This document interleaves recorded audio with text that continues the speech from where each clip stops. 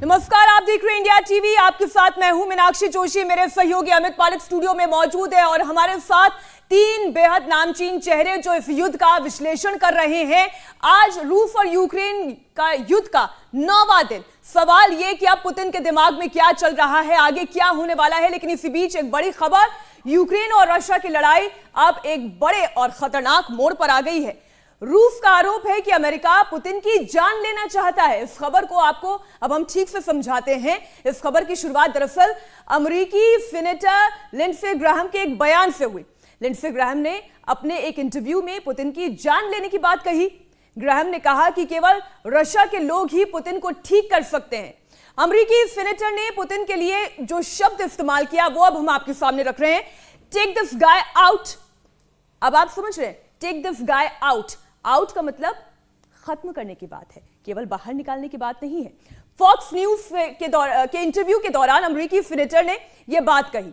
रूस में किसी ना किसी को पुतिन की जान लेनी होगी। इसके लिए उन्होंने इतिहास के भी कई उदाहरण दिए। बड़े ही खतरनाक मोड़ पर अमित हम ये कहें, ये जंग आ पहुंची है। बिल्कुल, क्योंकि जिस तरह से हम देख रहे हैं कि कहीं ना कहीं एक माइंड गेम भी चल रहा है अमेरिका और रूस के बीच, और उसी का नतीजा कि इस तरह के बयान सामने आ रहे हैं। अमेरिकी सीनेटर ने जो बयान दिया उस पर रूस ने भी कड़ी आपत्ति जताई है। रूस ने पुतिन के खिलाफ दिए गए बयान पर ऐतराज जताते हुए रूस ने कड़े शब्दों में चेतावनी देते हुए क्या कहा, अमेरिका इस मामले में ना पड़े। साफ उन्होंने कह दिया कि अमेरिका इस मामले में ना पड़े। और यूक्रेन युद्ध को लेकर एक और बड़ी खबर आपको बता दें, राष्ट्रपति पुतिन का भी बड़ा बयान आया है। पड़ोसी देशों के लिए हमारे इरादे बुरे नहीं हैं, दूसरे देशों के नेगेटिव एक्शन के खिलाफ कार्रवाई करें। नेगेटिव एक्शन का मतलब होता है कि अगर आप नाटो को यहां पर लेके आओगे, नाटो के फोर्सेस को यहां पर आके बैठाओगे, तो फिर हमको यह कदम उठाना पड़ता है। मीनाक्षी, यूक्रेन में रूसी हमले की सबसे खतरनाक और भयानक खबर अब हम आपके सामने रख रहे हैं। ये तो बयानों का वार पलटवार अब तक आपको बता रहे थे, लेकिन चेर्निहिव में रशियन मिसाइल हमले में 47 लोगों की जान चली गई है। जो कोलैटरल डैमेज हो रहा है, जो कैजुअलिटीज हो रही हैं, वो भी अब बढ़ती जा रही हैं। इसमें 38 पुरुष और 9 महिलाएं शामिल हैं। ये अब तक का सबसे खतरनाक आंकड़ा है। एक अटैक में ये अब तक का सबसे बड़ा आंकड़ा है। इतनी बड़ी कैजुअलिटी हुई है चेर्निहिव इलाके से। ये बड़ी खबर, जहां अटैक में 47 लोगों की जान चली गई है। ये आम लोग हैं, ये आम यूक्रेनी नागरिक हैं जिनकी जान गई है। कई ऐसे लोग हैं, तकरीबन 10 लाख से ऊपर की आबादी है जो पलायन कर चुकी है, और अभी भी कई लोग ऐसे ही युद्धग्रस्त इलाकों में फंसे हुए हैं, बाहर नहीं निकल पा रहे हैं, और कई लोग निकलना भी नहीं चाहते हैं। रूस यूक्रेन युद्ध में हर मिनट तेजी से डेवलपमेंट हो रहा है। दुनिया में इस वक्त हलचल बहुत तेज है। वजह यह कि रूस का यूक्रेन के न्यूक्लियर पावर प्लांट पर हमला। जी हां, आज लगातार हमने आपके सामने यह खबर रखी कि कैसे यूक्रेनियन पावर प्लांट पर रशियन हमले के बाद न सिर्फ 3 सैनिक मारे गए, एक बड़ा खतरा मंडराने लगा, एक बड़ा डर अमित मंडराने लगा कि कहीं ऐसा ना हो कि कोई बड़ा रासायनिक लीकेज हो और उसमें कोई बड़ी कैजुअलिटी हो। हमें ध्यान है 1986 में क्या हुआ था, कितना बड़ा हादसा यूक्रेन ने सफर किया। बिल्कुल 5 लाख के करीब वहां पर लोग बताते हैं कि उससे अफेक्टेड हुए थे। और आपको बता दें कि जो आप तस्वीर इस वक्त आप देख रहे हैं, ये उसी न्यूक्लियर प्लांट की तस्वीर है जिस वक्त इसके एडमिनिस्ट्रेटिव ब्लॉक्स पर जो बिल्डिंग्स हैं उस पर अटैक हो रहे थे। और बताया जा रहा है जिसमें कि टैंक का इस्तेमाल किया गया था, उसमें बताया जा रॉकेट्स का इस्तेमाल किया गया था। यूक्रेन की सेना ने रूस का एक टैंक भी उड़ा दिया, बताया जाता है कि इस हमले के बाद। और टैंक में सवार जो लोग वहां पर मौजूद थे उसके बाद जाके अब तो लेकिन ये कब्जे में पहुंच चुका है, कब्जे में पहुंच चुका है। लेकिन साथ ही साथ एक जो डर मंडरा रहा था कि क्या कोई बहुत बड़ा रासायनिक लीकेज होगा। कुछ देर पहले यह खबर भी आई थी कि ऐसी कोई भी घटना नहीं घटेगी, क्योंकि पूरी तरीके से आग को कंट्रोल में कर लिया गया है। 40 से ज्यादा फायर फाइटर्स वहां पर मौजूद थे। जनरल साहनी, जनरल कुलकर्णी और जनरल द्विवेदी हमारे साथ स्टूडियो में मौजूद है। बारी बारी से अब हम आप लोगों की राय जानना चाहते हैं। जनरल साहनी, सबसे पहले तो मैं उस बयान का जिक्र करना चाहती हूं जो फॉक्स न्यूज में एक अमेरिकी सीनेटर की ओर से दिया गया, टेक दिस गाय आउट। क्या कहना, क्या चाहते हैं, क्या चाहते हैं वो?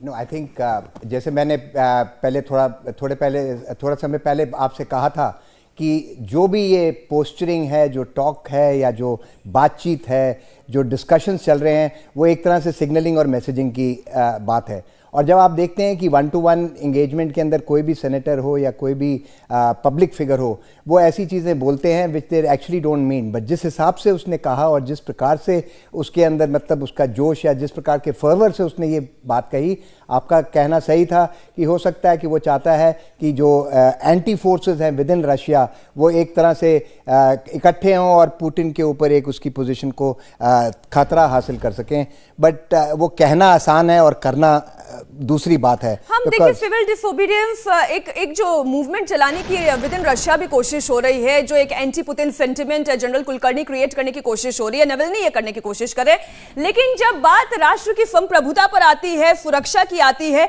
तो क्या पक्ष विपक्ष जैसे या इस तरीके की किसी भी चर्चा की गुंजाइश रह जाती है? देखिए, इस तरह के बयानबाजी जो है ना मीनाक्षी, एक तो गलत है, क्योंकि अब देखो आप पिछली बार काफ़ी टाइम से आ रहा है कि चौथा अटेम्प्ट जेलेंस्की के ऊपर हुआ है और अब कहा जा रहा है कि पुतिन के ऊपर इस तरह, ये जो है मतलब बात तो एक साफ है कि पूरा विश्व तंग है। कोई नहीं चाहता है कि ये जो लड़ाई है किसी जल्दी से जल्दी ख़त्म हो, नहीं तो इस तरह के बयानबाजी की पुतिन को अलग कर दिया जाए या जेलेंस्की को मारा जाए, मुझे लगता है ये पुतिन क्या ये चाहते होंगे कि वो जेलेंस्की को खत्म कर दे? वो तो डीमिलिटराइज करना चाहते हैं और जेलेंस्की का खत्म हो जाना ये तो रशिया की हार होगी।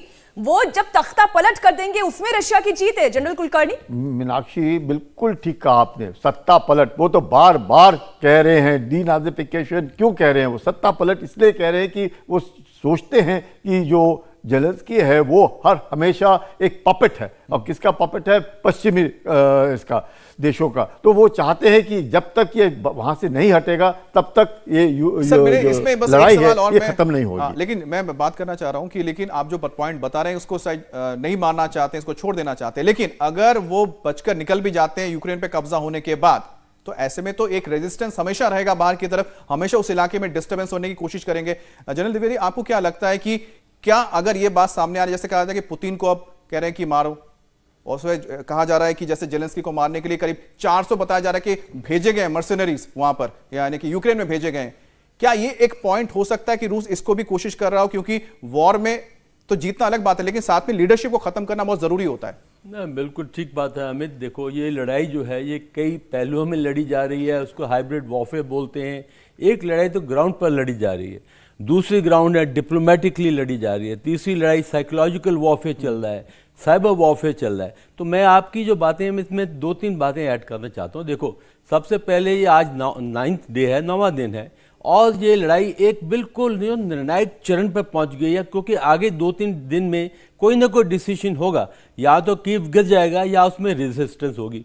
और अगर कीव गिर भी गया और रशिया का कब्जा हो गया ईस्टर्न यूक्रेन पर, तो ये लड़ाई खत्म नहीं होगी, इसका एक और आकार आएगा, वो होगा guerrilla warfare, hit and run tactics, urban warfare. और आपने खबर भी सुनी होगी, तकरीबन 16,000 जो है फॉरेन नेशनल वो भी आ रहे हैं लड़ाई करने के लिए, और इसको बहुत सीरियसली लेना चाहिए। और तीसरी बात यह है, इस टाइम जैसे न्यूक्लियर इंस्टॉलेशन पर हमला करना, ये एक स्ट्रेटेजिक टारगेट है। इंडिया टीवी हर वक्त हर जगह डाउनलोड करने के लिए सर्च करें India TV news Google play store या ऐप स्टोर पर।